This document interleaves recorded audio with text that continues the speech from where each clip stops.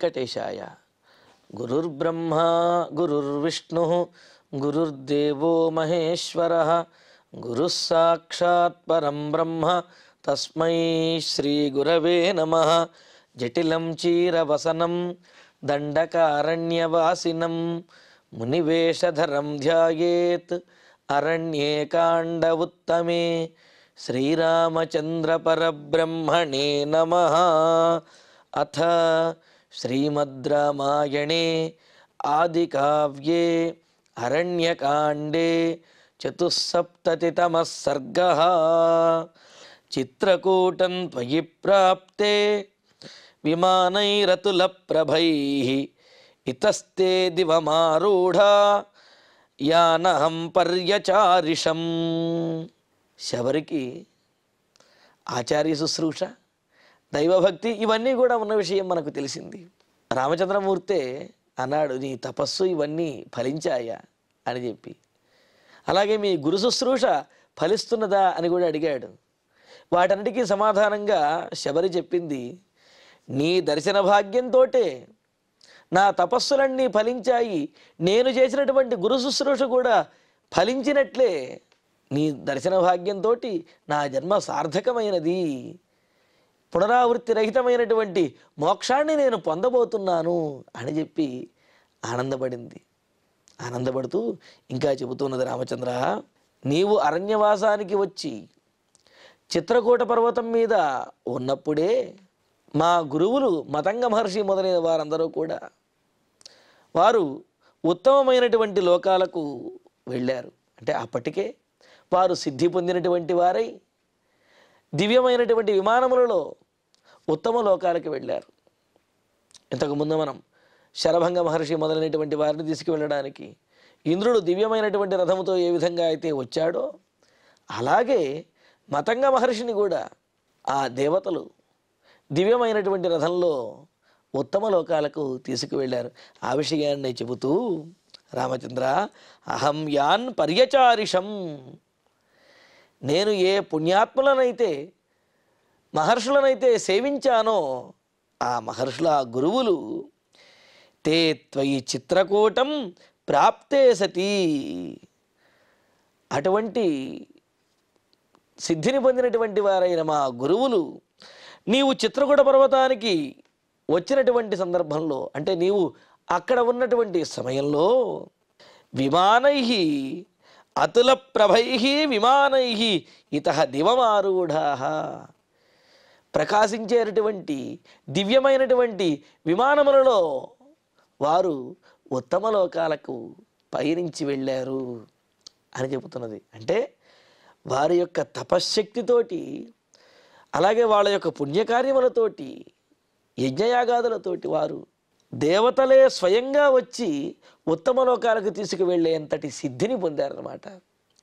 అయితే మరి వారితో ఉన్నటువంటి శబరి కూడా అటువంటి సిద్ధినే పొందుతుంది కదా, మరి వారితో పాటు శబరి ఎందుకని ఉత్తమ లోకాలకు వెళ్ళలేదు అని అంటే అప్పుడు చెబుతున్నది శబరి, తైశ్చాహముక్త ధర్మజ్ఞై మహాభాగైర్మహర్షిభిః ఆగమిష్యతి తే రామః సుపుణ్యమిమమాశ్రమం.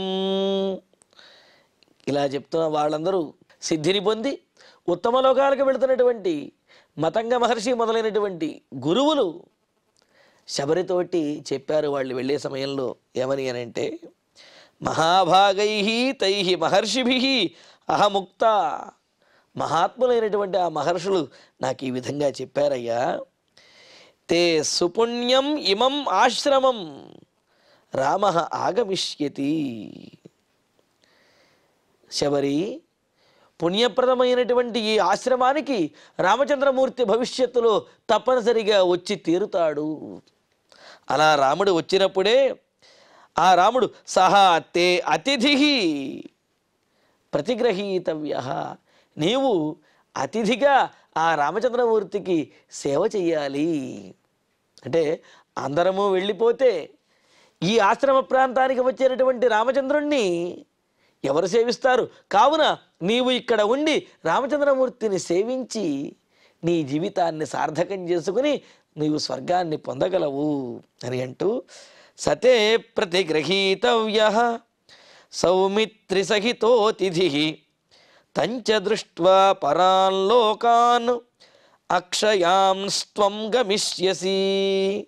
శబరి, అతిథిగా రాబోయేటటువంటి ఆ రామచంద్రమూర్తికి నీవు సేవలు చేసి సత్కారం అతిథి మర్యాదలన్నీ కూడా చేసి త్వం పరాన్ అక్షయాన్ లోకాన్ గమిష్యతి, నీవు ఉత్తమమైనటువంటి పునరావృత్తి రహితమైనటువంటి పరమపదములను ఉత్తమ లోకాలను నీవు పొందుతావు అని అంటున్నది.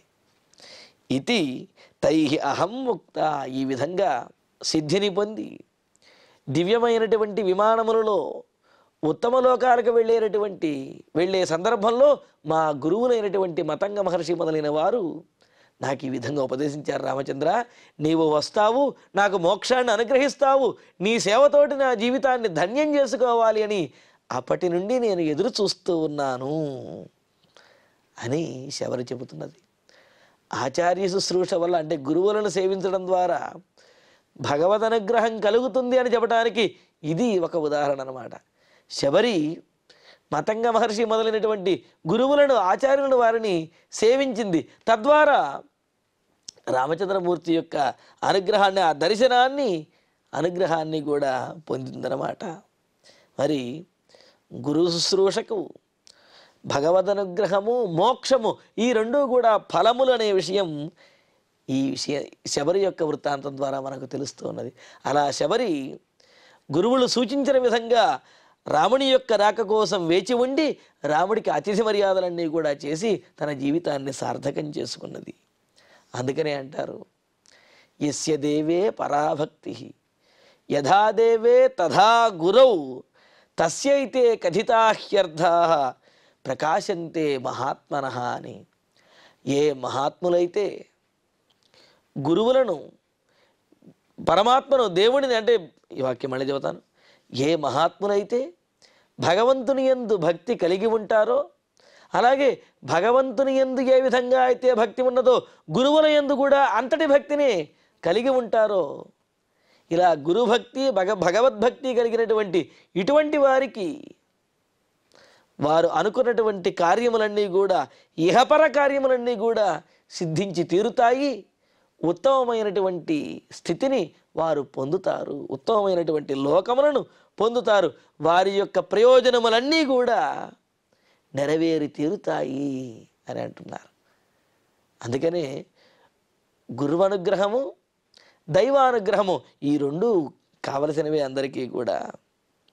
అంతేకాదు మనోవాక్కాయములను, అంటే మనస్సుని, వాక్కుని, ఈ శరీరమును కూడా శుచిగా, శుద్ధిగా, నిర్మలంగా ఉంచుకుని గురువుని, భగవంతుణ్ణి ఆశ్రయించినటువంటి వారికి సిద్ధి అనేది తప్పనిసరిగా లభించి తీరుతుంది, వారి కోరికలు నెరవేరుతాయి అని చెప్పడానికి ఇదే తార్కాణం అన్నమాట.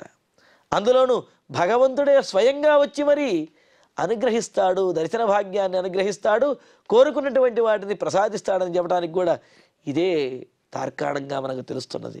ఇలాగా శబరి తమ గురువులు సూచించిన విధంగా రామలక్ష్మణుల కోసం, అంటే మీకోసం నేను ఎదురు చూస్తున్నాను అని చెప్పి రామలక్ష్మణులతో చెప్పి, మయాతు వివిధం వన్యం సంచితం పురుషర్షభ తవార్ధే పురుష వ్యాఘ్ర పంపాయాస్తీర సంభవం.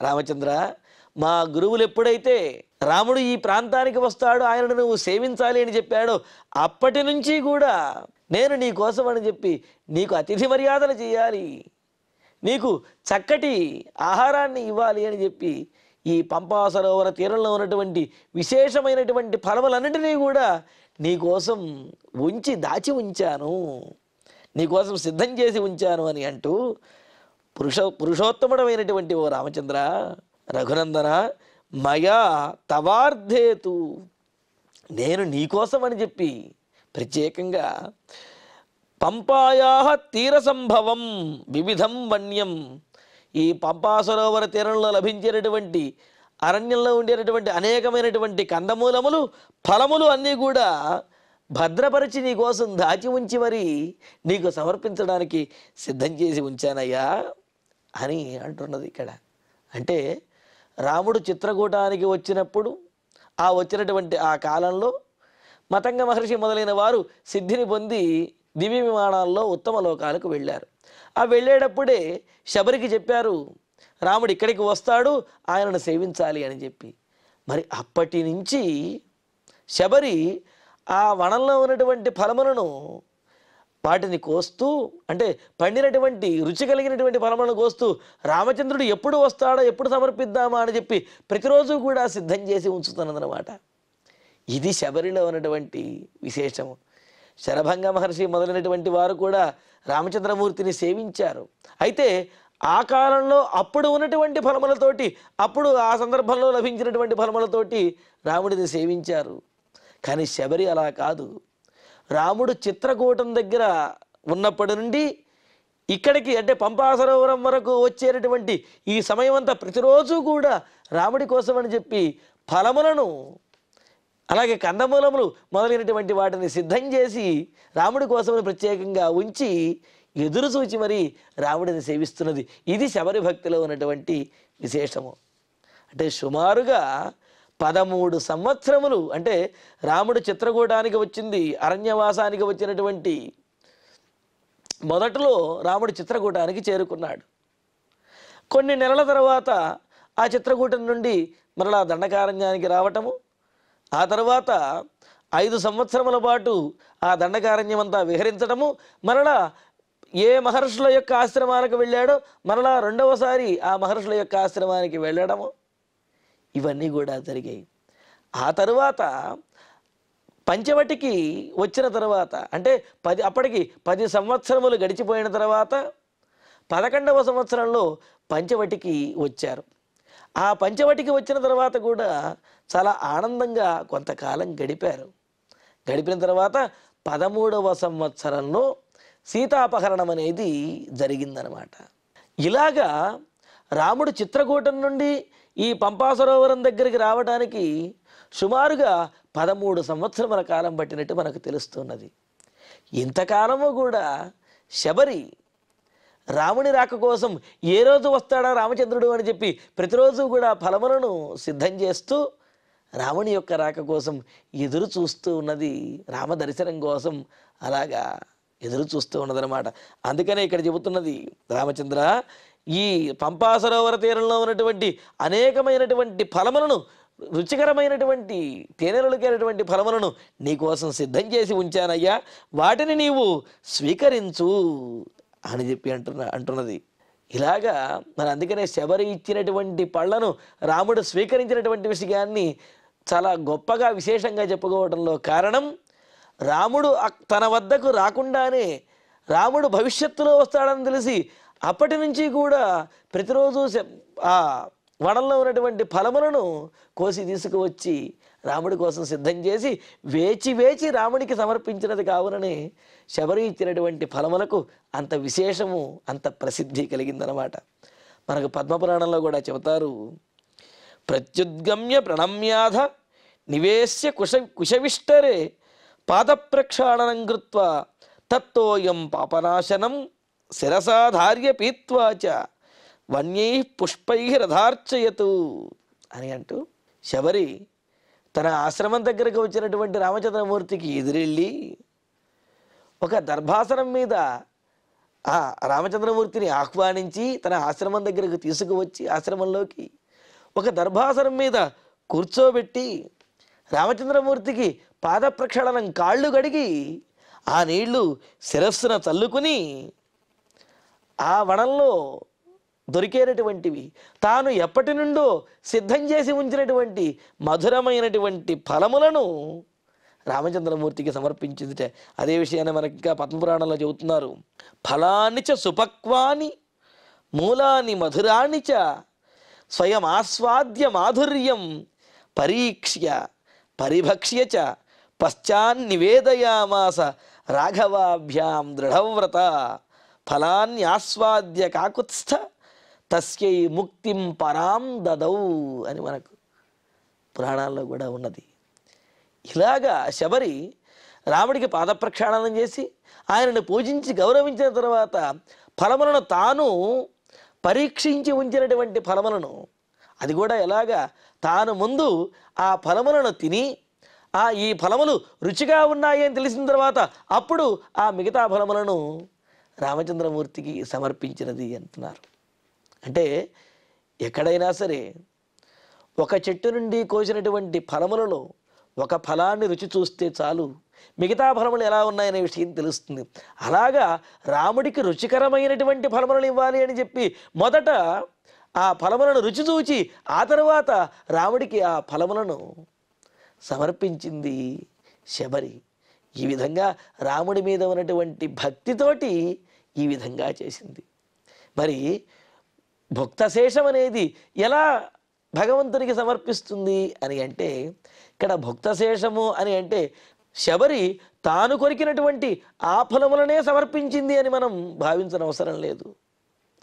అక్కడ కొన్ని ఫలములు ఉంటే ఆ ఫలములలో ఒక ఫలాన్ని తాను స్వీకరించి బాగున్నాయని అనిపించిన తర్వాత మిగతా ఫలములను ఇచ్చినా సరే అవి కూడా భుక్తశేషంగానే భావించవచ్చు, భుక్తశేషమే అవుతాయి.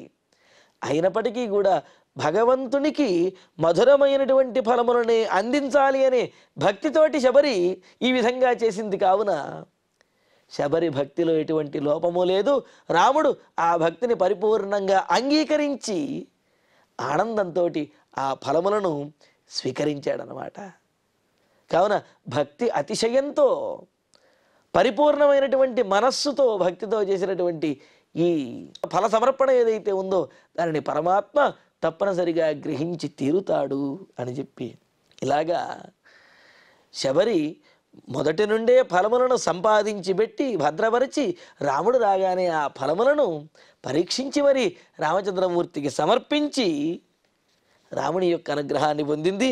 అందుకనే పద్మపురాణంలో కూడా చెబుతున్నాడు, ఫలాన్ని ఆస్వాద్య కాకుత్సహ తస్యై ముక్తిం పరాం దదౌ.